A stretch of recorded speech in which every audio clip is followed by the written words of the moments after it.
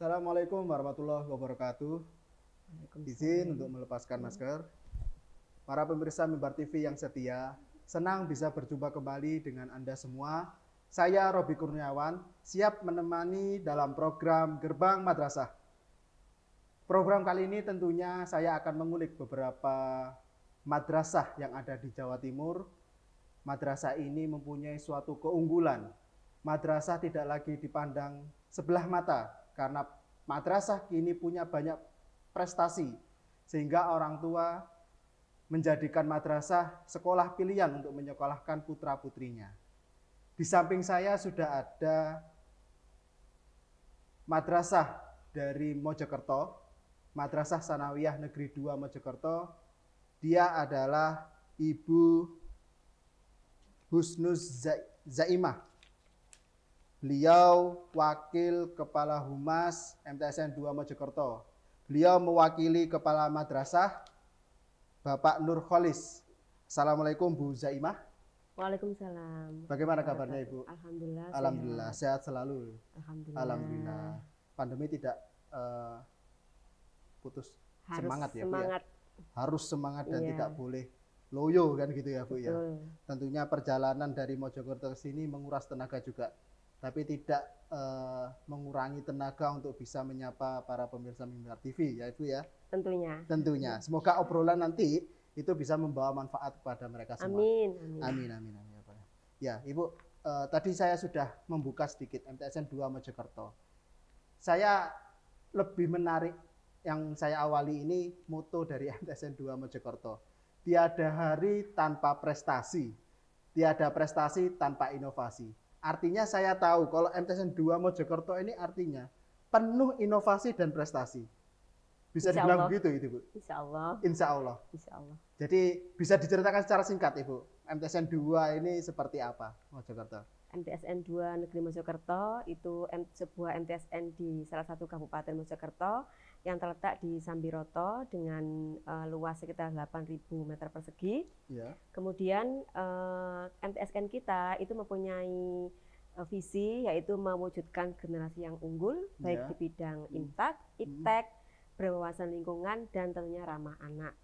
Dari visi itu kita breakdown menjadi beberapa misi. Ya. Nah, disitulah nanti muncul beberapa inovasi prestasi yang kita programkan dengan jelas melalui program-program madrasah. Ya, berarti upaya-upaya yang dilakukan programnya apa itu sesuai dengan visi misi dari madrasah. Betul. Motonya Ibu, tiada hari tanpa prestasi. Nah, bicara tentang prestasi, seberapa banyak prestasi yang diperoleh dari MTSN 2 Mojokerto? Alhamdulillah prestasi MTSN 2 Mojokerto sangat banyak dan beragam ya, baik akademik maupun non akademik. Baik akademik maupun non Betul akademik. ya. Sangat banyak sekali. Sangat banyak sekali. Ya. Entah itu di bidang sains, Betul, akademik ya Bu ya. ya. Entah itu apa namanya sains ikut lomba fisika terus sebagainya Betul. gitu ya Bu ya. Kalau non Olimpiade, akademik, olimpiade, kemudian seni, Kepramukaan. kepramukaan, paskibraka banyak. Dan yang capaian tertinggi apa Ibu? Yang untuk siswa itu Iya. juara 3 karate tingkat internasional. Waduh keren, tingkat internasional Iya. bisa diraih. Kalau nasional juga banyak sekali. Nasional jauh lebih banyak. Banyak sekali. Provinsi mungkin jauh lebih banyak lagi, Iya. apalagi kabupaten ya Bu Iya, ya. Oke. baik guru maupun siswa. Oke, baik. Nggak hanya siswanya saja ya Bu Iya. yang berprestasi, tapi juga gurunya berprestasi. Betul. Gitu. Nah, untuk menunjang dari prestasi itu tentunya didukung dengan program-program yang unggul lah, itu Betul. dari pihak madrasah sendiri. Iya. Nah, program-program apa saja sih yang kemudian yang sudah ada atau ada yang mulai baru? Betul. Saya bercerita dari yang baru dulu. Untuk tahun ini itu yang program baru adalah munculnya kelas peminatan. Kelas peminatan. Diawali dari kelas tahfidz dengan target 3 tahun selama berada di MTSN 2 Mojokerto itu hafal minimal 6 juz. Iya. Nah, kemudian yang kedua itu adalah kelas unggulan, di Ya. mana tim kelas peminatan itu menyaring melalui tes IQ. Iya. Nah, setelah tersaring, mereka siswa-siswa ini akan digembleng untuk mengikuti olimpiade Oke. akademik. Yang ketiga adalah tes kelas multimedia, sebuah kelas yang difasilitasi oleh multimedia seperti TV, audio dan lain sebagainya untuk penunjang pembelajaran berbasis digital. Jadi melatih guru maupun siswa. Yang terakhir adalah kelas olahraga. Kelas olahraga ini sementara ditonjolkan dari futsal, kita bekerja sama dengan klub untuk mendidik kompetensi anak-anak supaya lebih meningkat lagi.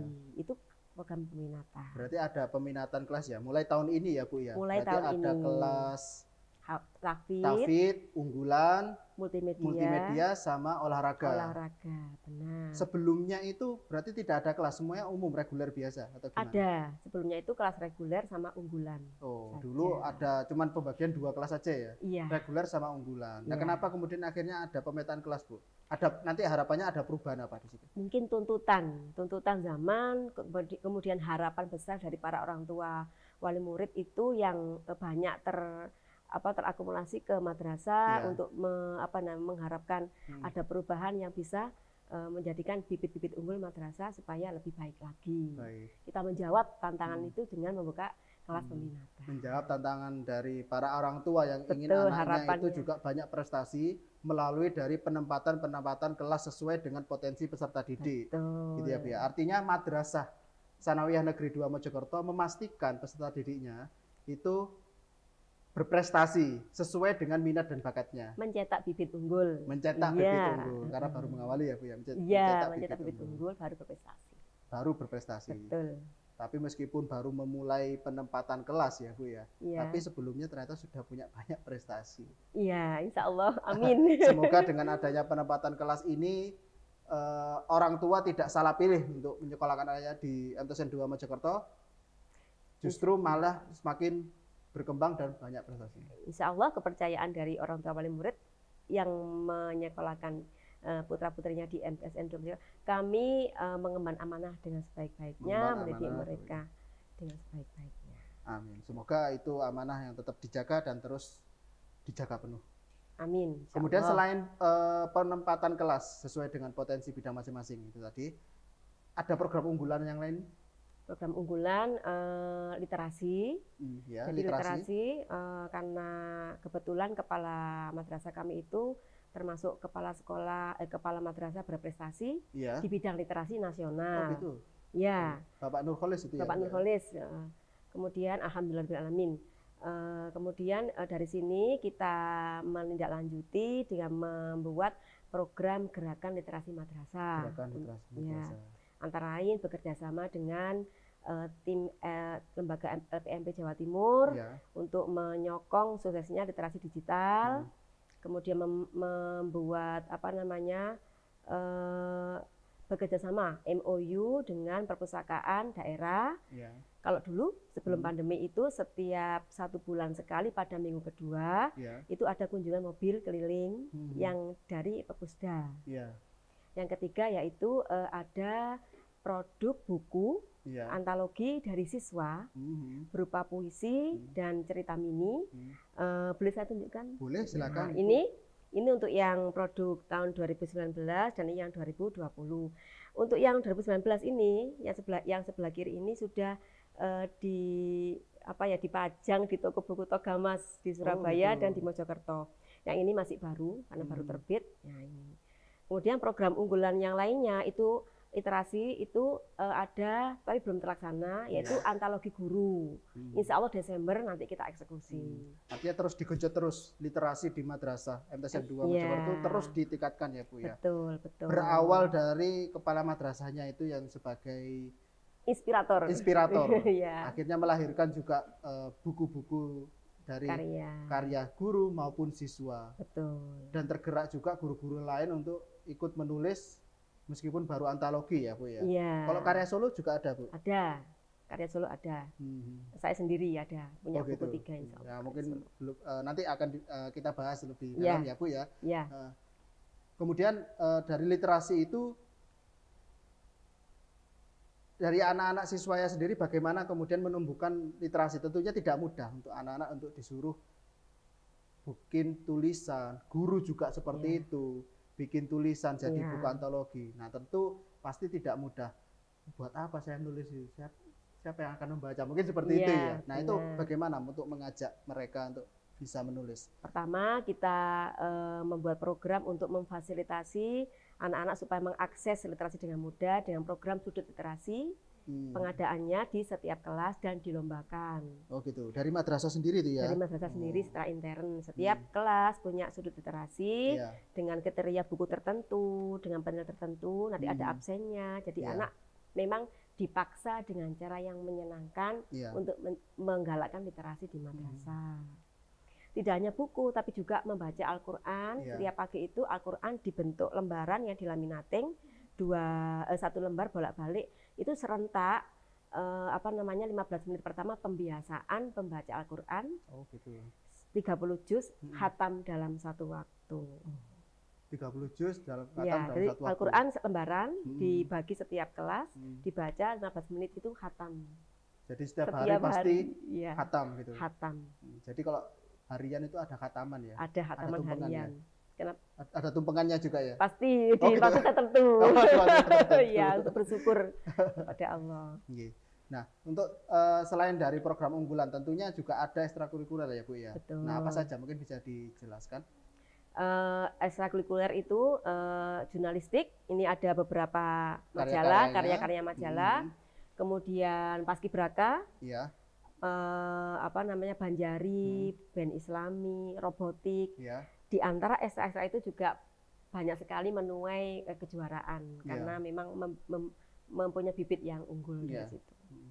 Dari jurnalistik ini karyanya salah satunya majalah ya Bu ya? Majalah Winner. Nah, apakah kemudian majalah ini yang jadi unggulan kemudian terbit terus gitu? Alhamdulillah majalah Winner ini terbitnya sebenarnya tahun 2009. Tetapi karena ada pergantian pengurus akhirnya aktif secara masif itu 2016 sampai sekarang. Ber-ISSN dan terbitnya 1 tahun 2 kali. 1 tahun 2 kali dan sudah ber-ISSN. Betul. Untuk yang mengisi kontennya? Kita memberikan peluang bagi siswa sebesar-besarnya dan guru. Untuk guru yang ada keperluan untuk karirnya itu bisa diapresiasikan dalam majalah tersebut tulisannya atau karyanya. Untuk siswa sangat banyak sekali. Kita juga kadang-kadang mereportasi di Kementerian Agama, di Kementerian Kesehatan dan lain sebagainya untuk melatih anak-anak bisa berani melakukan wawancara. Sebagai narasumber. Jadi dilatih bagaimana mereka tidak hanya menulis tapi meliput kan gitu. Betul. Melakukan wawancara bagaimana. Iya, menjadi wartawan. Jadi wartawan gitu ya. Iya, betul. Ibu Zaim, saya dapat informasi juga bicara terkait dengan literasi kemudian jurnalistik ini juga. Ternyata Bu Zaim ini juga menggeluti literasi juga ya Bu ya? Insya Allah ya. Insya Allah. Nah ini saya juga dapat info kalau Bu Zaim ini literasinya juara 2 nasional kategori guru MTS pada Anugerah Guru dan Tenaga Kependidikan Kementerian Agama RI tahun 2019. Betul. Itu apa? Yang hasil apa? Literasi apa yang kemudian juara 2 nasional itu Ibu? Kebetulan saya mengangkat pengembangan komik matematika dari dokumentasi pembelajaran saya yang bertahun-tahun ngendon di drive saya itu saya komikkan. Jadi komik itu tidak fiktif, komik itu real karena gambarnya dari siswa. Itu kelebihannya. Kemudian pengembangan komik. Iya, nah dari situ alhamdulillah mendapatkan anugerah juara 2 nasional. Hasil dari KTI itu saya masukkan ke jurnal internasional dan diterima di jurnal internasional. Pengembangan komik membahas terkait apa komiknya itu? Terkait materi jual beli aritmetika sosial, matematika. Oh gitu. Jadi pembahasan pembelajaran matematika atau aritmetika Ibu? Materi matematika tapi babnya aritmetika sosial. Pembelajaran matematika tapi materi babnya terkait aritmetika sosial.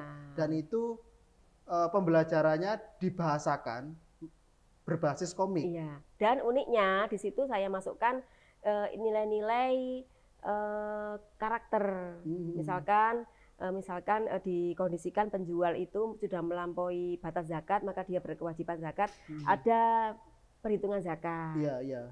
Kemudian ada juga ketika sebagai penjual ada saya sarankan jangan menjual barang-barang yang kadaluarsa. Itu kan tidak ada di RPP. Iya. Tapi saya munculkan di komik gitu. Iya, jadi ada nilai karakternya. Jadi pembeli tidak boleh membeli dengan uang palsu. Jadi ada pesan-pesan moral di situ. Oke.